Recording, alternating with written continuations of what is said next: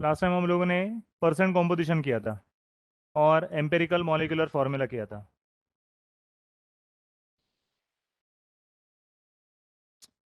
Okay, नया topic शुरू किया था, हाँ। वो सब लोग नए नए नए नए आ रहे करके। यस। ओके, ठीक है।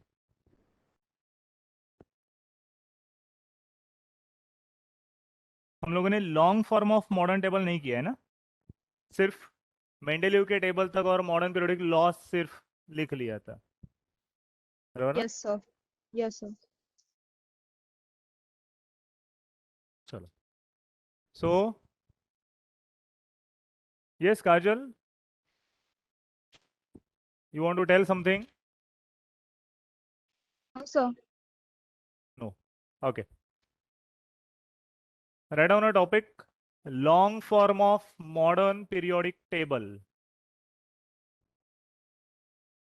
Long form of modern periodic table.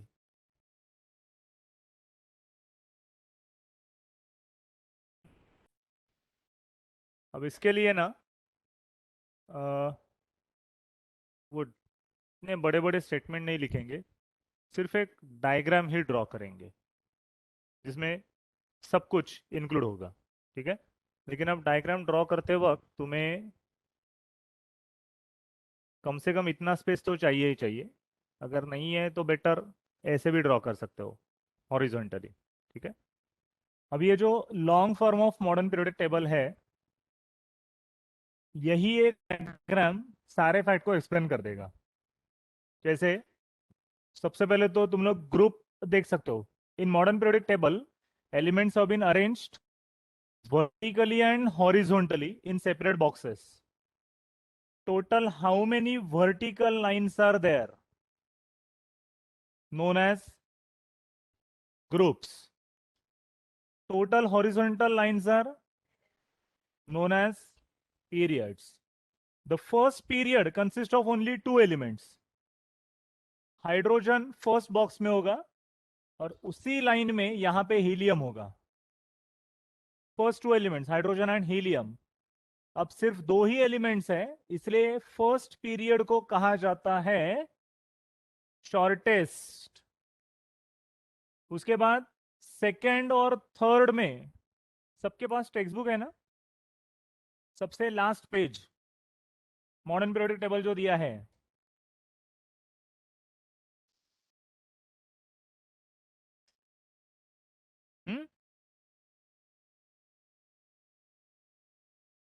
12th में जाते जाते सारे 118 एलिमेंट वायर्ड होने चाहिए। Now second period starts from which element? Lithium. अब लिथियम से लेकर नियॉन तक सीधा जाओ, लेफ्ट टू राइट, कितने एलिमेंट्स है? 8। मतलब शॉर्टेस्ट पीरियड में 2 है, शॉर्ट पीरियड में 8। सेकेंड में और थर्ड में सेम नंबर ऑफ एलिमेंट्स मिलेंगे, 8 और 8। उसके बाद फर्स्ट सेकेंड थर्ड, फोर्थ में देखो कितने हैं? फोर्थ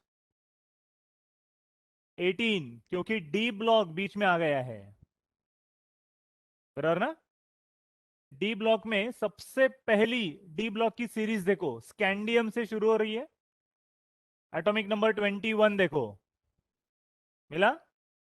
21 से लेकर जिंक 30 तक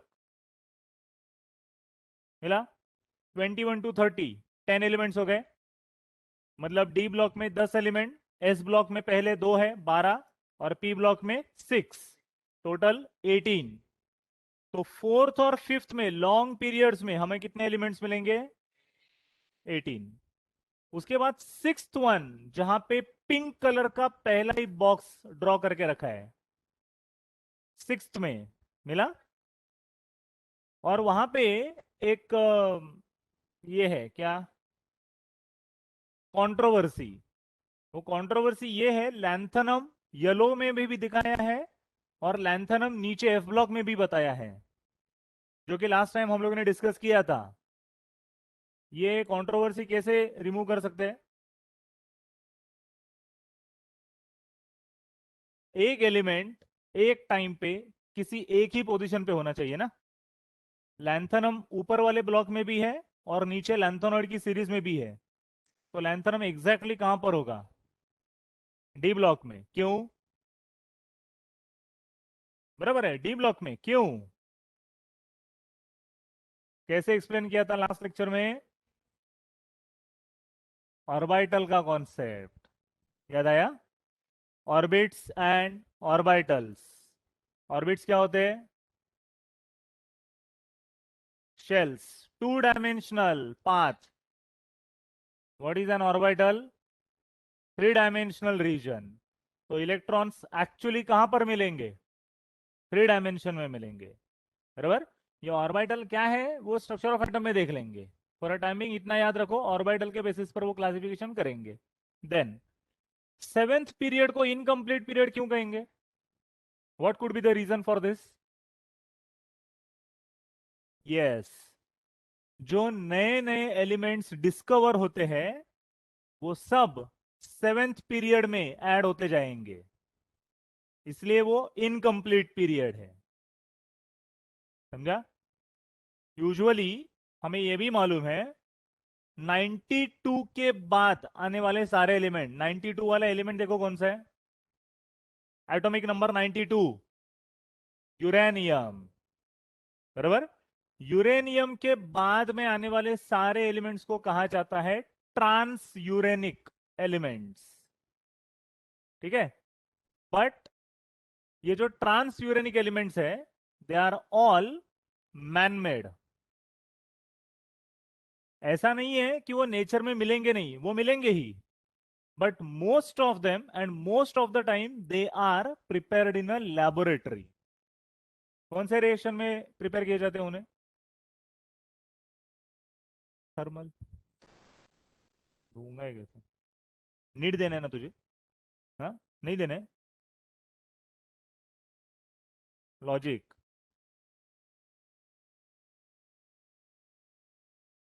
कौन सी रिएक्शन उससे रिलेट करती है? Nuclear fission. याद आया? न्यूक्लियर फिशन में क्या होता है? Fission stands for what? Fission का मतलब क्या है? breakdown. Yes, fission is breaking. Nuclear fission का मतलब क्या होगा? न्यूक्लियस ब्रेक होगा। यूरेनियम ये लाइटर एलिमेंट है या हेवियर? हेवियर है। तो हेवियर एटम का न्यूक्लियस ब्रेक होगा तो लाइटर न्यूक्लियर फॉर्म होंगे, और उसी प्रोसेस में कुछ अलग अलग डॉटर न्यूक्लियाई बनते हैं। उन डॉटर्स में से कोई तो एक ट्रांसयूरेनिक एलिमेंट हो सकता है। समझा?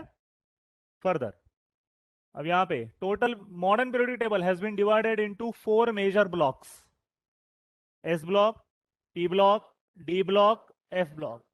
At extreme right, which block is there? Extreme left is at the bottom between S and P. S block, D block, F block. यहां पे कौन से एलिमेंट मिलेंगे? Metals. All are metals. P is the only block which consists of all three types of elements: metal, non-metal, metalloid. P block consists of one zigzag line. Metalloids are placed on that zigzag line. Right to the metalloids are all non-metals. Left to the metalloids, metals. Especially these are basic metals.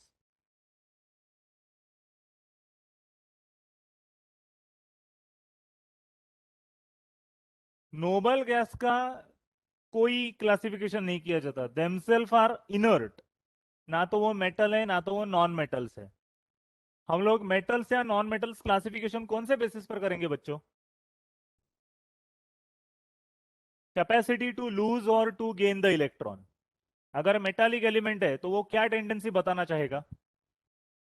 To lose the electron. अगर non metal है तो हम लोग noble gases को inert gases बोलते हैं ना। Why? They do not lose nor gain nor share the electrons. वो किसी भी रिएक्शन में पार्टी नहीं लेंगे, तो उनको मेटल और नॉन मेटल या मेटलॉइड में क्लासिफाई करने का कुछ पॉइंट है क्या? No. Halogens are exclusively non metals, क्योंकि फ्लोरीन ये 118 एलिमेंट्स में हाईली इलेक्ट्रोनेगेटिव एलिमेंट है। इलेक्ट्रोनेगेटिविटी 10th में पढ़ा है ना? क्या होता है? Capacity to attract the shared pair of electrons. वो कैसे होता है अभी देखेंगे डिटेल में। For a time being, halogens are purely non metals. Group 1 elements are all called as alkali metals. Periodic table में देखोगे तो एक्चुअली ये जो हमें टेक्स्ट बुक में जो पीरियोडिक टेबल दिया है, उसमें एक बड़ा सा ड्रॉबैक है, और वो ये है कि पीरियोडिक टेबल में हाइड्रोजन ग्रुप 1 में बताया है। अगर वो ग्रुप 1 में है, वो भी अलग कलर से बताया है, और वो कलर किससे मैच करता है देखो? हैलोजन से। मतलब हाइड्रोजन की पोजीशन ग्रुप 17 में होनी चाहिए थी, तो वो वहां पर क्यों नहीं है?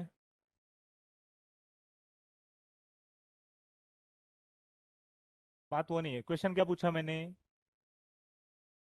हैलोजेंस के साथ प्रॉपर्टी रिजेंबल करता है कि नहीं? तो वो हैलोजेंस के साथ So क्यों नहीं रखा? because उसे ब्लू कलर में बताया, लेकिन ग्रुप 1 में क्यों रखा है? so because hydrogen readily loses electron. Yes, come again Aditi. So because hydrogen shows the tendency of readily giving the electrons away.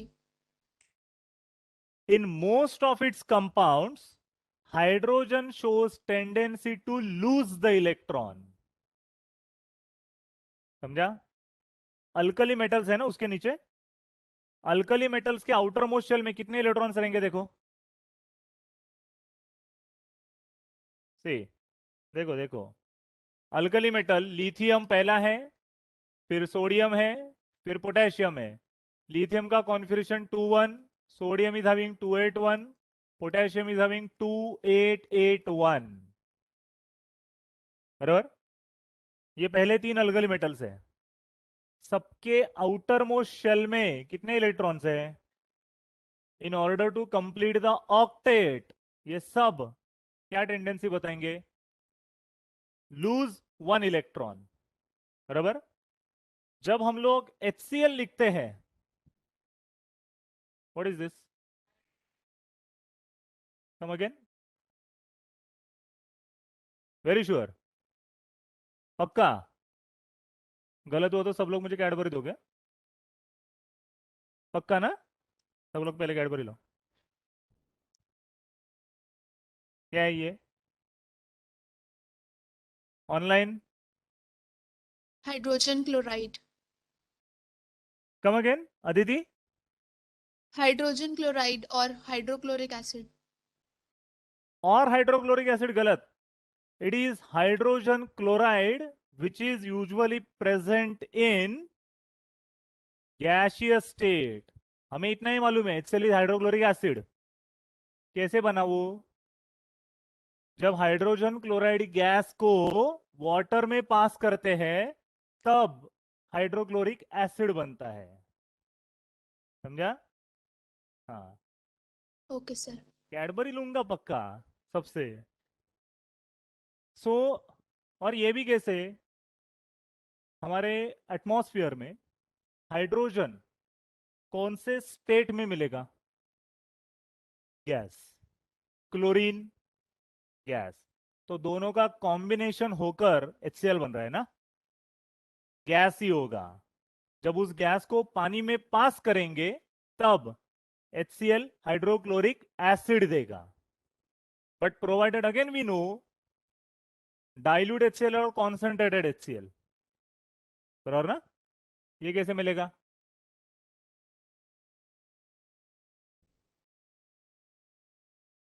जितना ज्यादा गैस पास करेंगे कॉन्सेंट्रेटेड एसिड, कम गैस पास करेंगे डाइल्यूट एसिड। Very clear. हाँ। सो हाँ, ये जो 1111 electron है, hydrogen का एटॉमिक नंबर ये 1, तो उसके फर्स्ट शेल में कितने इलेक्ट्रॉन्स होने चाहिए? 1। अब हाइड्रोजन का ये HCl गैस, सपोज हम लोगों ने यहाँ पे, मैं HCl लिक्विड ले रहा हूं, HCl लिक्विड में हमें दो आयंस मिलते हैं, H प्लस, बराबर। तो हाइड्रोजन की टेंडेंसी क्या हो गई यहां पे? टू लूज द इलेक्ट्रॉन, बराबर ना? क्योंकि हाइड्रोजन के एटम में एक प्रोटॉन, 0 न्यूट्रॉन और एक इलेक्ट्रॉन रहता है, बराबर। This is H atom. ये जब एक इलेक्ट्रॉन लूज करेगा तो उसके न्यूक्लियस में सिर्फ एक प्रोटॉन ही बचेगा ना। एक प्रोटॉन पे चार्ज क्या होता है? पॉजिटिव। मतलब ये क्या फॉर्म हो गया अपना? बराबर। टेंडेंसी क्या हो गई हाइड्रोजन की? सेम लाइक अल्कली मेटल ना, इलेक्ट्रॉन लूज करने की। हाइड्रोक्लोरिक एसिड ले लो, सल्फ्यूरिक एसिड ले लो, नाइट्रिक एसिड ले लो, फॉस्फोरिक एसिड ले लो, एसिडिक एसिड लो, सभी में H प्लस मिलता है हमें, बराबर। लेकिन मैंने कंपाउंड लिखा, ये क्या है? ये हाइड्रोक्साइड है। नीट का फॉर्म भरने नहीं दूंगा, ध्यान में रखो। हाँ बोलो। Sodium hydride, OH is hydroxide. जब भी कोई एलिमेंट ऑक्सीजन के साथ कोई कंपाउंड फॉर्म करता है, it is oxide. With fluorine fluoride, with chlorine chloride, with nitrogen nitride, with hydrogen. समझा? तो NaH का डिसोसिएशन होकर, अरे बाप रे, क्या होगा? कौन से दो आयंस मिलेंगे? Na+H। मैंने पूछा आयंस, सोडियम पे चार्ज और हाइड्रोजन पे चार्ज क्या होगा? Na sir plus H minus. Sir hydrogen H minus में गया ना, यूजुअली वो किस में प्रेजेंट होना चाहिए था? वो प्लस, पॉजिटिव आयन कब बनाएगा? इलेक्ट्रॉन लूज करने के बाद। यहां पे हाइड्रोजन क्या कर रहा होगा? गेन कर रहा होगा। लेकिन ये गेन करने की जो प्रॉपर्टी है वो तो हैलोजन की है ना। तो हाइड्रोजन अल्कली मेटल के जैसा भी है, हैलोजन के जैसा भी है, बट मोस्ट ऑफ कंपाउंड्स में वो कौन सा है? Alkali metal. समझा अभी? अंदर जा रहे हैं ना? चेहरे पे दिखाओ जरा। हाँ निखिल, समजताय ना? नक्की उद्या JEE द्यायची? हाँ।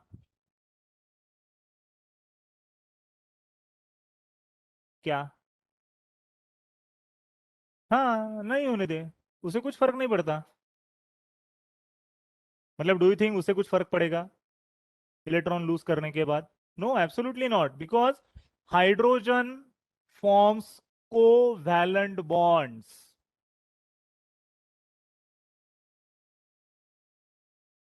कैसे नहीं होंगे? मतलब अभी सिर्फ डाउट पूछा है तो इसके लिए अभी बेसिक बता रहा हूं। मुझे ये बोलो, HCl जब डिसोशिएट होता है तो H प्लस और Cl माइनस आयन बनते हैं ना। तो HCl ये आयनिक कंपाउंड है या नहीं? है ना, NaCl के जैसा, है कि नहीं? NaCl में भी Na प्लस Cl माइनस होता है, but HCl is not ionic compound.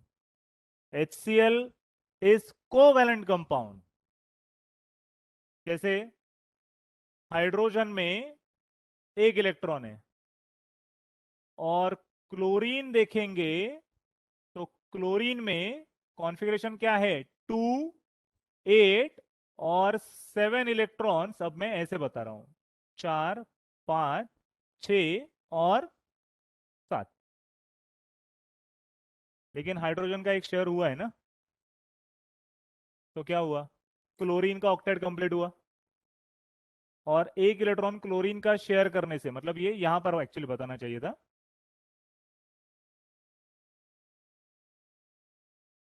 यहां पे। तो क्लोरीन का एक इलेक्ट्रॉन शेयर होने से हाइड्रोजन का ड्यूप्लेट कंप्लीट हो रहा है, बराबर ना। इसलिए HCl ये कोवेलेंट है, लेकिन वो एग्जिबिट करता है आयनिक कैरेक्टर। और वो किस वजह से, can you think? HCl is covalent, but it shows ionic character. Why? No? फिर से देखो, HCl एक इलेक्ट्रॉन की पेयर दोनों के बीच में शेयर हो चुकी है, तब कोवेलेंट बॉन्ड बनेगा ना। आयनिक बना कैसे ये फिर? ये प्रोसेस तो सही है, कोवेलेंट है, फिर वो आयनिक बना कैसे?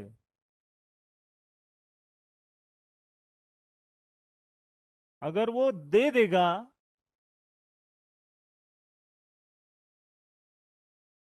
शेयर तो किया ही है, फिर भी वो आयनिक क्यों बता रहा है?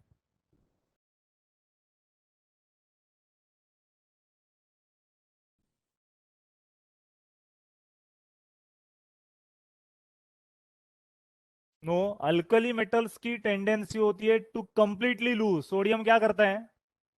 लूज करता है। लिथियम क्या करेगा? लूज करेगा। हाँ, तो hydrogen HCl is purely covalent. स्वयं क्या होगा? ऑनलाइन वाले, एनीवन? लावण्या, हर्षिनी, सोचो, साइंस अपनी खुशी से लिया ना। हाँ, अरे नहीं, तो अपनी खुशी से लिया ना। हाँ, साइंस इज नॉट रिक्वायर्ड रट्टा मारू पोपट। सोचो। हाँ, नहीं, हार गए सब। देख, इसे बोलते हैं पैशन। बोल।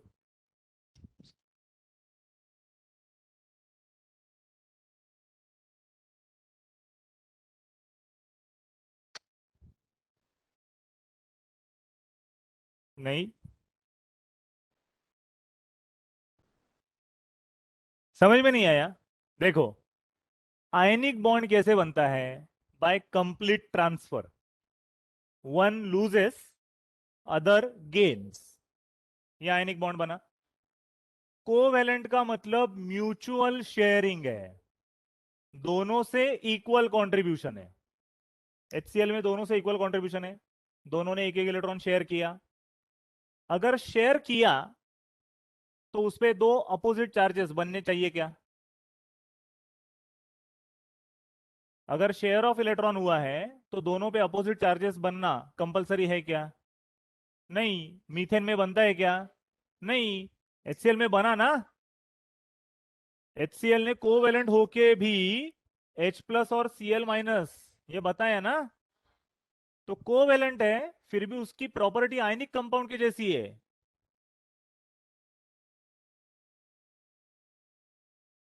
बरोबर, लेकिन वो लूज करेगा ही नहीं ना। हाँ, तो शेयर किया ना, तो शेयर किया मतलब क्या, वो लूज किया क्या? नहीं। बराबर ना। I hope you are getting my point, everyone. अभी समझा ना? गुड। अब आंसर दे।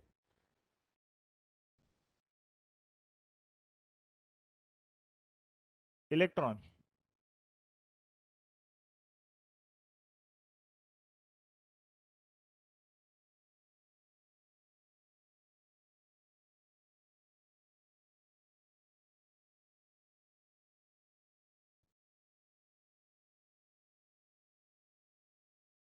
अगेन, क्यों? हाँ, 8, 8 ही है। नहीं, लेकिन वो अनफॉर्चुनेटली नहीं होगा। है कि नहीं भूमि? समझते हैं ना? हाँ। निया समझ में आ रहा है ना? हाँ, समझ में आ रहा है। गुड। अभी आंसर दे।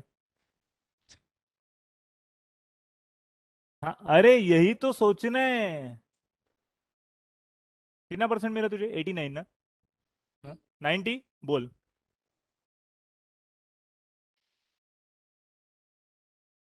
अच्छा, तो मैथ्स भी पूछू? चलो जल्दी आर्यन, क्वेश्चन कळला पहिला. हा सगळा काय प्रॉब्लेम चालू आहे एवढा मोठा? हा, बरोबर ना? हे कोरोनापेक्षा पण भयंकर आहे काहीतरी. हम्म. चलो जल्दी. हार गए?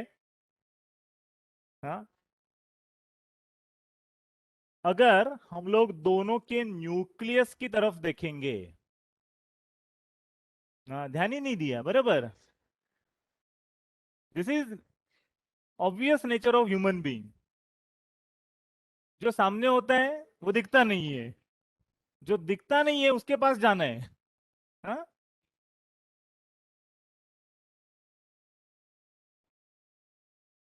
नहीं नहीं, एक सेकेंड एक सेकेंड. उस वजह से नहीं होगा. सबसे पहले तो क्लोरीन में इलेक्ट्रॉन्स कितने हैं टोटल? टोटल 17. बराबर.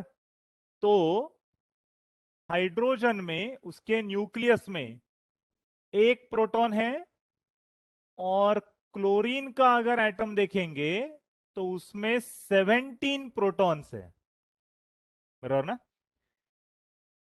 दोनों के बीच में एक एक इलेक्ट्रॉन शेयर हुआ है. अब ये कॉमन पेयर है ना दोनों की, तो कॉमन पेयर पे हाइड्रोजन का भी न्यूक्लियस फोर्स एक्सर्ट करेगा और क्लोरीन का भी ना. लेकिन एक्स्ट्रा चार्ज किसका होगा? हाइड्रोजन का या क्लोरीन का? क्लोरीन का. क्यों? 17 प्रोटॉन्स है. ये पेयर इलेक्ट्रॉन की पेयर है ना. चार्ज क्या होगा उस पे? नेगेटिव. बराबर. तो ये जो दो इलेक्ट्रॉन्स है, ये स्टेबल रहेंगे या वो किसी एक की तरफ शिफ्ट हो जाएंगे? किसकी तरफ शिफ्ट होंगे? मतलब ये पेयर स्लाइटली क्लोरीन की तरफ शिफ्ट होगी ना. तो इलेक्ट्रॉन का क्लाउड, इलेक्ट्रॉन का चार्ज, नेगेटिव चार्ज थोड़ा ज्यादा किसकी तरफ शिफ्ट हुआ? मतलब क्लोरीन पे पार्शियल नेगेटिव और हाइड्रोजन पे पार्शियल पॉजिटिव चार्ज डेवलप होंगे. मतलब HCl आयनिक बन गए ना. समझा अभी? प्रॉपर्टी क्या है? न्यूक्लियर चार्ज, जो भी पीरियोडिक टेबल में सीखेंगे आगे. Very clear. और इसी को बोलते हैं क्लोरीन की इलेक्ट्रोनेगेटिविटी हाइड्रोजन से ज्यादा है. क्योंकि क्लोरीन ने प्रॉपर्टी क्या बताई? शेयर्ड पेयर ऑफ इलेक्ट्रॉन को अपनी तरफ खींच लिया ना. पेयर उसकी तरफ शिफ्ट हुई, इसका मतलब क्या है? क्लोरीन ने खींच लिया ना उसे. तो ये जो अट्रैक्ट करने की जो कैपेसिटी है, उसे कहते हैं इलेक्ट्रोनेगेटिविटी. यस. तो HF जो है, हाइड्रोजन फ्लोराइड, ये भी आयनिक ही है लेकिन एक्चुअल बॉन्ड कोवेलेंट है. Are you getting?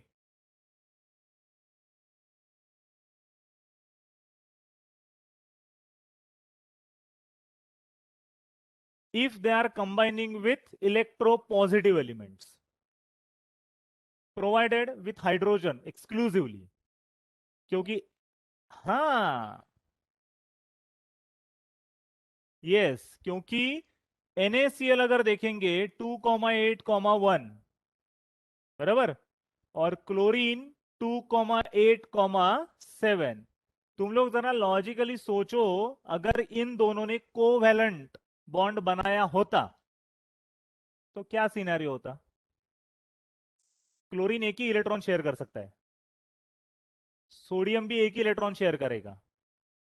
सोडियम का एक शेयर होने से क्लोरीन का ऑक्टेट कंप्लीट होगा, लेकिन सोडियम का थर्ड शेल चालू है ना.